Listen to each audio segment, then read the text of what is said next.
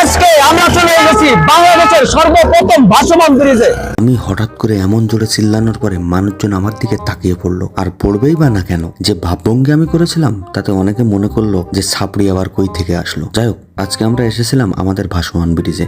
আমাদের ভাসমান ব্রিজ বলার কারণ এটা হলো আমাদের এলাকাতে। আমার বাসা কিন্তু এখানে। ব্রিজটা যখন তৈরি হয়েছিল তখন বাংলাদেশের এমন কোনো জায়গা নাই যেখান থেকে লোক দেখতে আসেনি। সেই সময় প্রতিদিন এত পরিমাণে মানুষের ঢল নামতো যে পা ফেলার মতো জায়গা থাকতো না। এখনো ভিড় হয়, কিন্তু সেটা পাবলিক হলিডে, ঈদ বা বড় কোনো অকেশনের সময়। দূর দূরান্ত থেকে অনেক মানুষ এখানে আসে ঘুরতে ও কিছু সুন্দর সময় কাটাতে তাদের প্রিয়জনের সাথে। আমরা তো সেই প্রথম থেকেই ব্রিজটা দেখছি, সেজন্য আমাদের এমন একটা অবস্থা হয়েছে যে বাংলাতে একটা কথা আছে না, গোয়াল দোরের ঘাস গরুতে কখনো খায় না। তারপরেও আজকে ভাবলাম যাই একবার গিয়ে ঘুরে দেখে আসি কি অবস্থা। আসার পরে দেখলাম নতুন যখন ব্রিজ তৈরি করেছিল সে সময় যেমন মানুষের ঢল ছিল, আজও ঠিক সেই অবস্থা। তার কারণ হলো ঈদের ছুটি। ঈদের আনন্দে মানুষ দূর দূরান্ত থেকে তাদের প্রিয়জনের সাথে এখানে চলে এসেছে সুন্দর কিছু মুহূর্ত কাটানোর জন্য এবং সেগুলোকে ক্যামেরাতে বন্দি করে রাখার জন্য। প্রথমে এখানে একটা ব্রিজ তৈরি হলেও অন্য পাশে কিন্তু আরো একটা ব্রিজ পরবর্তীতে বানানো হয়েছে, যেটা ব্রিজ 2 নামে পরিচিত। ওই ব্রিজটা কিন্তু বাজার থেকে একটু দূরে, ইজি বাইক বা ইঞ্জিন ভ্যানে গেলে 10 টাকা ভাড়া নাই। আর এই প্রথম ব্রিজটা একদম বাজারের সাথে, এজন্য আমরা মূলত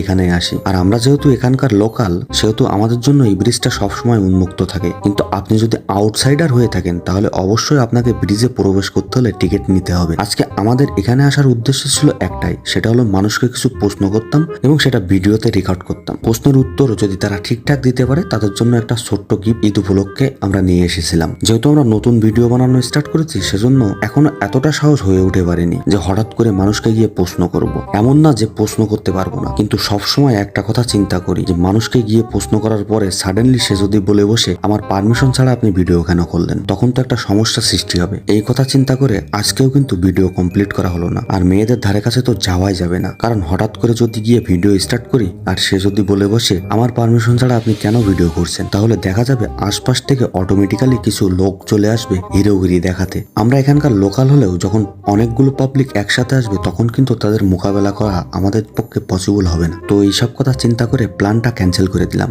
আর এমনিতে কারো পারমিশন ছাড়া ভিডিও করাও কিন্তু আইনত দণ্ডনীয় একটা অপরাধ। আর এটা হলো বাংলাদেশ, এদেশে সবকিছুই সম্ভব। চোখের পলকে সবকিছু বদলে যায়। মুহূর্তের ভিতরে পাবলিকের ধুলাইতে আমাদের ফেসটাও কিন্তু বদলে যাইতে সময় লাগবে না। কিন্তু হ্যাঁ, অবশ্যই আমরা এই ভিডিওটা বানাবো যখন আমাদের জনপ্রিয়তা একটু বাড়বে, মানুষজন 2-1 চিনতে শুরু করবে, তখন আর এতটা রিস্ক থাকবে না। মানুষের সামনে গেলে মানুষ অটোমেটিক্যালি রাজি হয়ে যাবে ক্যামেরার সামনে আসতে। যাই হোক, আমরা কিছুক্ষণ ব্রিজের উপর ঘোরাঘুরি করলাম, ব্রিজের অপোজিট সাইডে চলে গেলাম, একটু হাঁটাহাঁটি করলাম আর দেখলাম নতুন কোনো কিছু আপডেট করেছে কিনা। একটা জিনিস আমার চোখে পড়লো, সেটা হলো বাচ্চাদের জন্য নতুন একটা ট্রেন সেট আপ